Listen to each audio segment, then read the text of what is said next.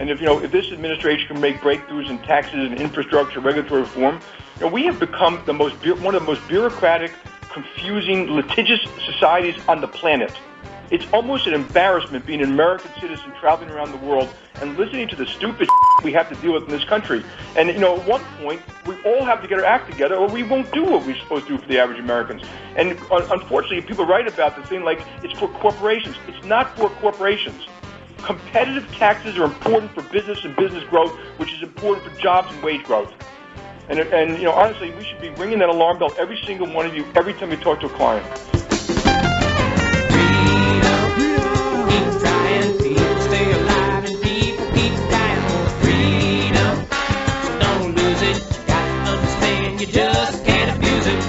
Abnormal, and it is not appropriate for his duty, and then not to disclose it only arouses further suspicions about what the hell is Donald Trump's obsession with Vladimir Putin, and why won't he be straightforward about it? Because of what Donald Trump has done in the past, reporters, foreign policy analysts, and our allies can safely assume the worst. They can safely assume the worst of Donald Trump. They can safely assume the worst of Vladimir Putin. So at dinner, is it really unusual to talk to the other people that are at dinner, or did I grow up in a very strange environment, or should you only talk to the people that you're seated next to only? No talking to other people? That's an excellent question. Can I break a story on your show, Sean? Of course. Maybe CNN doesn't know. Maybe the New York Times doesn't know. Maybe the fake news industrial complex doesn't know. But John F. Kennedy met with Khrushchev. It wasn't Hamburg. It was Vienna. It wasn't 2017. It was 1961. But they actually met. The head of the USSR met with the American president. Not only that, FDR, historic president, met with Joseph Stalin at the Yalta Conference. Sessions gets the job. Right after he gets the job, he recuses himself. Was that a mistake? Well, Sessions should have never recused himself.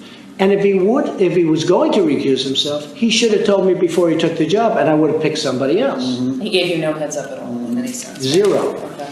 So Jeff Sessions takes the job, gets into the job, recuses himself. I then have, which frankly, I think is very unfair to the president. How do you take a job and then recuse yourself? If he would have recused himself before the job, I would have said, thanks, Jeff, but I can't, I'm not going to take it. This is CNN, the most trusted name in news. You're watching CNN? What the hell? Okay. You're falling into the fake news trap again, and this is sad, Anderson. Okay. You are now at 13th place in national ratings, behind Nick at Night, which is at 11. Let's just listen into the French national anthem for just a moment.